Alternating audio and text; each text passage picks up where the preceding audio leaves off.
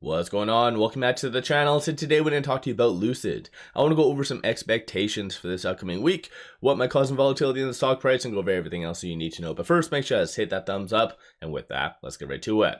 Starting off with macro data. On Monday, we have ISM manufacturing. Current forecast is 48.2. Anything above 50 shows more of an expansion. Anything below 50 shows more of a contraction. We also do have global manufacturing. Forecast for that is 51.9. Last round, over the last 2 weeks of manufacturing data that's come out, has been absolutely on point. So that's not really a big concern. So it could potentially move the market higher because of that. And based on a lot of Powell's most recent comments, inflation seems to be pretty a-okay. And then it's labor. Labor in the eyes of the Feds is either stagnant, if not improving. So that is where Tuesday JOLT numbers, if they do come in a little bit worse for wear, might actually be a indirect positive and have the market start to think about a March rate cut. So we're back to being indirect or inverse and all that other fun stuff. So Tuesday, JOLT numbers. Wednesday, we have ISM services, ADP, and aside from that, that's pretty much it. We do have the occasional Fed speaker here and there, and there's actually a lot of hot topics that they could really bring up.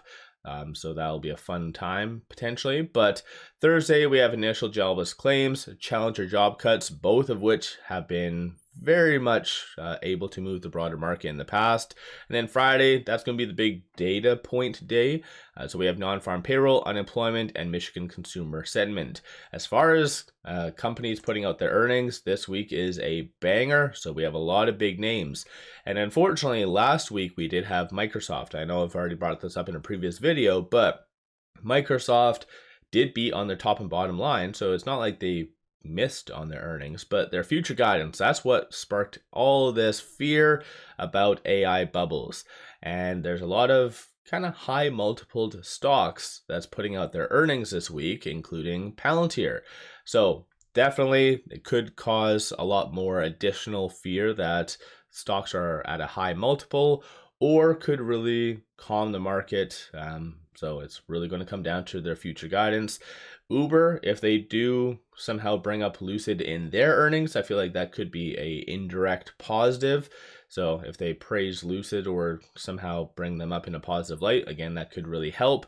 Aside from that, though, we have Google, ARM, Amazon, so a lot of big companies putting out their earnings. So that is pretty much going to be the big deal for the market, in my opinion. Right now, though, we still do have a lot of fear. Essentially, we are shut down. Although we had Johnson saying that he's confident that the votes could come in, that we could get it by Tuesday, kind of have the shutdown end. So that's something to keep in mind. But as I've brought up as well in previous videos, historically, last shutdown, we did have 1 or 2 red days, and then the market kind of forgot about it. So I think the market's already priced in the shutdown as of right now. So I don't really see it being that big of a strain on the broader market. But the whole Microsoft and AI bubble, that's still clearly looming, and the dollar weakening is definitely something to be aware of.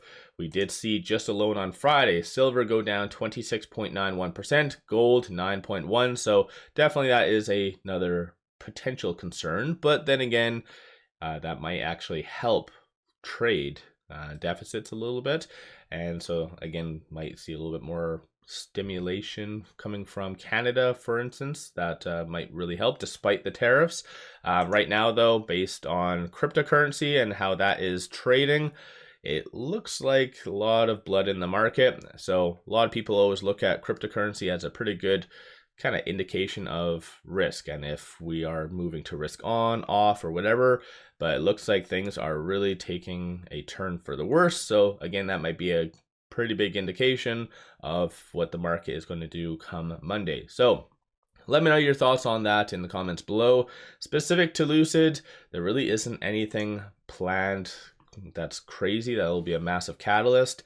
They do have listed on their website the Philly Auto Show, Chicago Auto Show, that's from February 7th to the 16th, so that'll be the following thing. So the only thing for this week is the Philly Auto Show.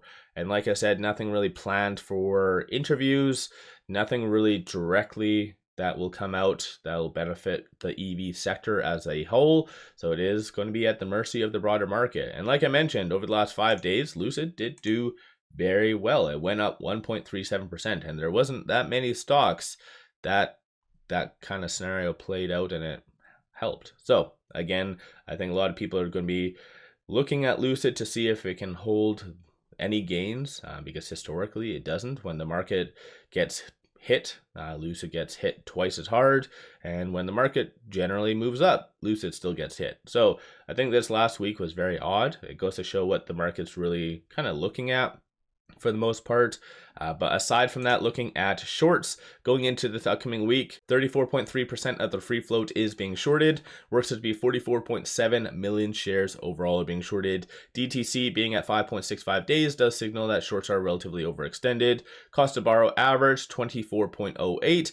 So that's kind of starting to go back up a little bit. Short score 85.17. Higher the number, the higher the likelihood of a squeeze happening. And then through IBKR, it does indicate about 500,000 shares is available. So potentially you could be seeing some buying from big players such as Vanguard, BlackRock, State Street. They love to buy stocks just for the purposes of lending it out. So you never know, that might potentially happen. You can kind of see as well on the 29th, and this is kind of how it does occur. Goes from 300 to 250 to 550, and then initially right here from 55,000 to 400,000. So big money is always buying. This is always changing all the time. So anticipate shorts to be, in my opinion, fairly active, because I know I've brought this up as well in the past that shorts over the last several years have become very much accustomed to making money and manipulating Lucid.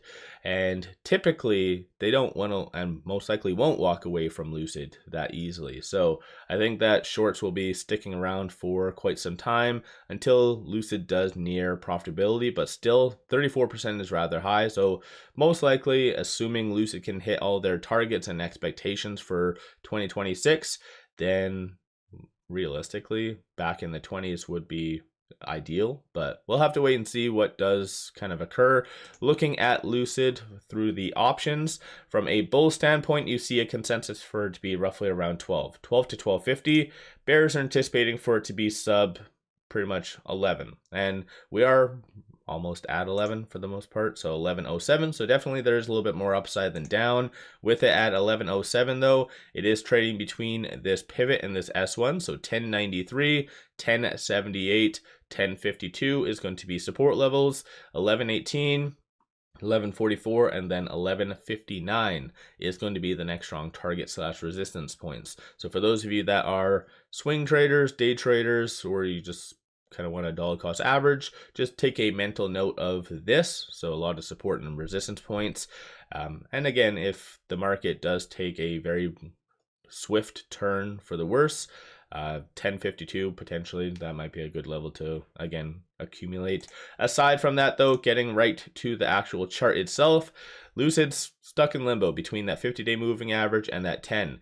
Wasn't actually, that 50-day moving average wasn't tested over the last week when it was kind of having those spikes, but that 10-day moving average luckily did hold up. So going into this upcoming week, we do have a little bit of momentum, but best case scenario, Lucid can actually get above that 50-day moving average, and generally that's a very big deal for Lucid. It usually results in like a 30% push higher. So again, that's something just to kind of keep in mind. And I know it seems all doom and gloomish right now, but the broader market, it wants to generally move higher. And I analyze a lot of the options every single day, and I post on my Patreon just analyzing what big money's like quietly doing behind the scenes through out of the money options. So where they're actually putting skin in the game, where they're actually betting on a certain direction. And on Friday, when we were having that bloodbath, there is a lot of long calls being purchased. There's a lot of bearishness in the short term, so anticipate in the eyes of big money that there's going to be a lot more short-term volatility, but this might be a good opportunity to accumulate some long calls.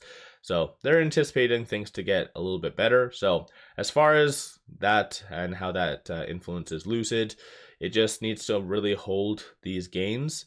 And as what we've seen in the past, this 1060, so roughly around that fib level, that good support level, as I mentioned, and 950, those just ultimately do need to hold. But there's a lot of big things coming up for Lucid over the next couple of weeks. So they do have their earnings where they will give 2026 guidance. I know that's going to be a very hot topic for Lucid. And then they have their investor day. So let me know your thoughts on Lucid. Are you buying? Are you selling? Where are you, like, what are you generally doing with Lucid? And I did see a comment in my last video just asking generally what I am doing. And right now, I know I've mentioned this in the past, I'd rather just even buy Lucid at 15, 16 or whatever at a higher price, knowing that they actually are moving in that right direction. As of right now, I'm sitting tight and not really doing anything, not really doing any options either, just watching. So I'd rather just wait for full confirmation that there's sufficient demand. Mid-size is all airtight.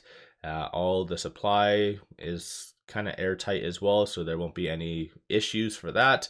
Launch will be good. NVIDIA partnership is going to be on point, so I want to make sure everything is good. So like I said, I'd rather pay higher prices than right now kind of risk speculative bets. So let me know your thoughts on Lucid. Where do you see things going this upcoming week? Are you buying, selling? One final thing, pop over to my Patreon if you're looking for some solid buy signals on stocks, options, crypto. Put out daily day trades, numerous swing trades. Worthwhile to pop over there and check that out. With all that, appreciate all of you watching.